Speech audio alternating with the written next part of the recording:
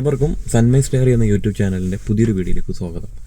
അപ്പോൾ ഇന്നത്തെ വീഡിയോ എന്ന് പറയുന്നത് ഒരു ഓട്ടോമൊബൈൽ റിലേറ്റഡ് വീഡിയോ ആണ്, ഒരു ചെറിയൊരു ഇൻഫോർമേറ്റീവ് വീഡിയോ ആണ്. അപ്പോൾ ഒരുപാട് പേര് കമൻ്റായിട്ടും നേരിട്ടും അല്ലാണ്ടൊക്കെ ചോദിക്കുന്ന ആൾക്കാരുണ്ട്, ഏത് വാഹനം എടുക്കാം, ഒരു സ്കൂട്ടർ എന്ന രീതിയിൽ ഏത് വാഹനം എടുക്കാം, ഇലക്ട്രിക്കിലേക്കാണോ പോകേണ്ടത് അതോ പെട്രോളിലേക്കാണോ? ഇനി ഭാവിയിൽ പെട്രോളിൻ്റെ വിലയൊക്കെ കൂടാനാണ് സാധ്യത. ഒരിക്കലും പെട്രോളിൻ്റെ വിലയൊന്നും താഴാൻ സാധ്യതയില്ല, കൂടാനേ സാധ്യതയുള്ളൂ.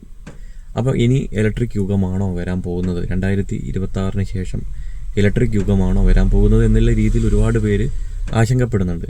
അപ്പോൾ ഇപ്പോഴിറങ്ങുന്ന പെട്രോൾ വാഹനങ്ങൾ എല്ലാം തന്നെ 1,50,000 തൊട്ട് അങ്ങോട്ടേക്കുള്ള വാഹനങ്ങളാണ്. അതിന് താഴെയുള്ള വാഹനങ്ങൾ ഇല്ല എന്നല്ല, ഒരുവിധം നല്ല സാമാന്യം മോശമില്ലാത്ത വാഹനത്തിനൊക്കെ അത്രയും റേറ്റ് വരുന്നുണ്ട്. അപ്പോൾ അത്രയും റേറ്റ് കൊടുത്തൊരു പെട്രോൾ വാഹനം വാങ്ങുന്നതിനേക്കാൾ നല്ലത് അതേ റേറ്റിലുള്ളൊരു ഇലക്ട്രിക് വാഹനം വാങ്ങുന്നതാണോ നല്ലത് എന്നുള്ളതൊക്കെ ഒരുപാട് പേരുടെ ആശങ്കകളാണ്. അപ്പം അതിന് എൻ്റെ അഭിപ്രായത്തിലുള്ള ഉത്തരവാണ് ഞാൻ പറയാൻ പോകുന്നത്. നിങ്ങൾക്ക് ഏത് വാഹനം വേണമെങ്കിലും എടുക്കാം, അത് നിങ്ങളുടെ ചോയ്സാണ്, നിങ്ങളുടെ ഇഷ്ടമാണ്. അവരവരുടെ ആവശ്യങ്ങളും അവരവരുടെ എത്ര കിലോമീറ്ററാണ് അവർ ഡെയിലി ഓടുന്നത്, അതിനനുസരിച്ചിരിക്കും ഏത് വാഹനം വാങ്ങണമെന്ന് നമ്മൾ തീരുമാനിക്കുന്നത്. നിങ്ങൾ ഫിനാൻഷ്യലി കുറച്ച് മണി സേവ് ചെയ്യണം. പെട്രോൾ ഇനത്തിൽ നിങ്ങൾക്ക് ഒരുപാട് തുക നഷ്ടപ്പെടുന്ന ഒരാളാണ്, അല്ലെങ്കിൽ ലോങ് ഡിസ്റ്റൻസ് ട്രാവൽ ചെയ്യുന്ന ആളാണെങ്കിൽ നിങ്ങൾക്ക് കൺസിഡർ ചെയ്യാവുന്നൊരു സാധനം തന്നെയാണ് ഇലക്ട്രിക് വാഹനങ്ങൾ. കാരണം പെട്രോൾ ഇനത്തിൽ നമുക്ക് വലിയൊരു തുക ഇലക്ട്രിക് വാഹനം വഴി നമുക്ക് സേവ് ചെയ്യാൻ പറ്റും. കാരണം കറണ്ടിന് കമ്പാരിറ്റീവ്ലി വില ഇത്തിരി കുറവ് തന്നെയാണ് പെട്രോളിനെ അപേക്ഷിച്ച് നോക്കുമ്പോൾ. നമുക്കൊരു ഇലക്ട്രിക് വാഹനം ഫുൾ ചാർജിന് 20 രൂപയിൽ താഴെ ആവുന്നുള്ളൂ. അപ്പോൾ അങ്ങനെ വെച്ച് നോക്കുമ്പോൾ ആ 20 രൂപയിൽ താഴെ ആയാൽ തന്നെ നമുക്ക് ആ വാഹനം ഒരു 100 കിലോമീറ്ററിൻ്റെ അടുത്ത് നമുക്ക് ഓടാൻ പറ്റും. അപ്പോൾ ഒരു 100 കിലോമീറ്റർ ഓടാൻ 100 കിലോമീറ്റർ ഓടാൻ 20 രൂപയാണ് ഒരു ഇലക്ട്രിക് സ്കൂട്ടർ നമുക്ക് ആകെ ആവുന്ന ഒരു ചിലവ് എന്ന് പറയുന്നത്. അപ്പോൾ 50 കിലോമീറ്റർ ഓടാൻ എത്ര രൂപയാണ്? നേർപ്പകുതി 10 കോടി. അപ്പോൾ നേരെ മറിച്ച് നമ്മളൊരു പെട്രോൾ വാഹനമാണെങ്കിലോ 50 കിലോമീറ്റർ മൈലേജ്, ഒരു ആവറേജ് മൈലേജുള്ള വാഹനത്തിന് 100 രൂപയുടെ പുറത്ത് പെട്രോൾ എക്സ്പെൻസ് വരുന്നുണ്ട്. അപ്പോൾ അവിടെയാണ് നമ്മളെ ലാഭം. പിന്നെ മറ്റ് കുഴപ്പങ്ങളും ഉണ്ട്, നമ്മളതും കൂടി കണക്കാക്കണം. ഒരു ഇലക്ട്രിക് വാഹനം എന്ന് പറയുന്നത് നമുക്കൊരു 70,000 കിലോമീറ്ററാണ് കമ്പനി വാറണ്ടി പ്രൊവൈഡ് ചെയ്യുന്നത്. അതിനുശേഷം ബാറ്ററിക്ക് എന്ത് പറ്റിയാലും നമ്മൾ സ്വന്തം ചിലവിൽ നിന്ന് ചെയ്യേണ്ടി വരും. 70,000 ശേഷമുള്ള ബാറ്ററിയുടെ കാര്യം എന്താണെന്ന് നമുക്കറിയില്ല. അവർ പറയുന്നത് സെൽ റീപ്ലേസ്മെൻറ്റ്. ഇപ്പോഴത്തെ ടെക്നോളജി വികസിച്ച് വരികയാണ്.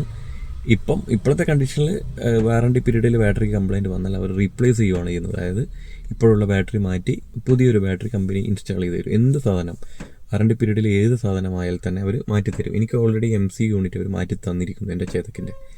അതൊക്കെ വാറണ്ടിയിൽ വരുന്നതുകൊണ്ട് തന്നെ എനിക്ക് കയ്യിൽ നിന്ന് പൈസ പോകുന്നില്ല.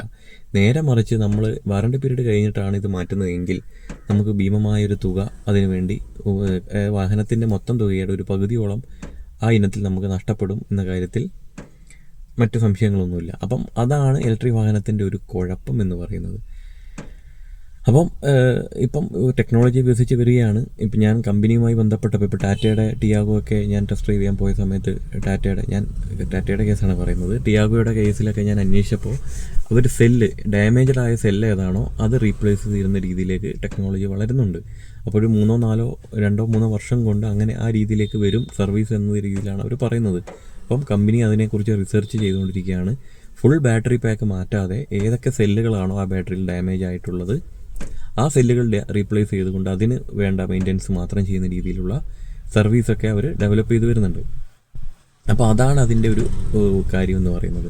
അപ്പോൾ നമ്മൾ ചിന്തിക്കേണ്ട കാര്യം, നമ്മളൊരു 1,50,000 കൊടുത്തൊരു ഇലക്ട്രിക് വാഹനം വാങ്ങുമ്പോൾ നമ്മളെ കയ്യിൽ നിന്ന് ആകെ പിന്നീട് ചിലവാകുന്നത് വെറും കറണ്ടിന് വേണ്ട ഒരു എക്സ്പെൻസ് മാത്രമാണ്. അത് വലിയ രീതിയിലുള്ള ഒരു എക്സ്പെൻസായി നമുക്ക് പറയാൻ പറ്റില്ല. അപ്പോൾ 1,00,000 കിലോമീറ്റർ ഓടും. അപ്പോൾ ഒരു 100 കിലോമീറ്ററിന് 20 രൂപ നിരക്കിൽ 1,00,000 കിലോമീറ്ററിന് എത്ര രൂപ വരും നിങ്ങൾക്ക് കാൽക്കുലേറ്റ് ചെയ്യാൻ പറ്റും.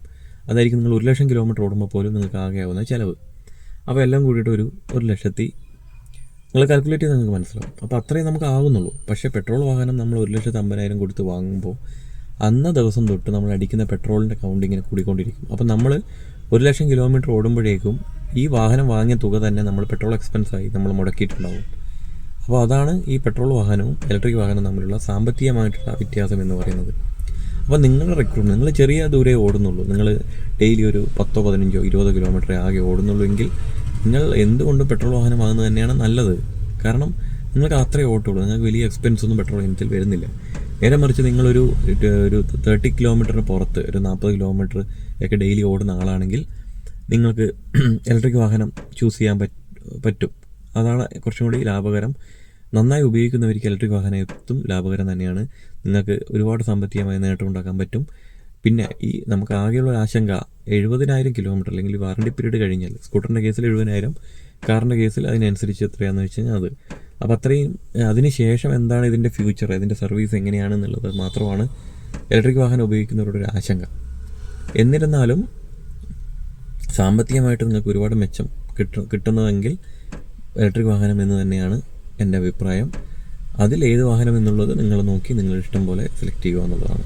അപ്പോൾ ഇത്രയൊക്കെയാണ് ഈ വീഡിയോയിൽ എനിക്ക് പറയാനുള്ളത്. അപ്പോൾ പുതിയൊരു വീഡിയോയിൽ കാണാം. അപ്പോൾ ഇത്തരം വാഹനവുമായി ബന്ധപ്പെട്ട അറിവുകളൊക്കെ ഇടയ്ക്കിടയ്ക്ക് നമ്മുടെ ചാനലിൽ വരാറുണ്ട് പലപ്പോഴൊക്കെ. അപ്പം ചാനൽ ഇഷ്ടപ്പെടുന്നവർ ചാനൽ സബ്സ്ക്രൈബ് ചെയ്യുക, നിങ്ങളെ കൂട്ടുകാരിലേക്ക് എത്തിക്കുക. അപ്പോൾ ഒരു പുതിയ വീഡിയോയിൽ കാണാം. അതുവരെ ബൈ.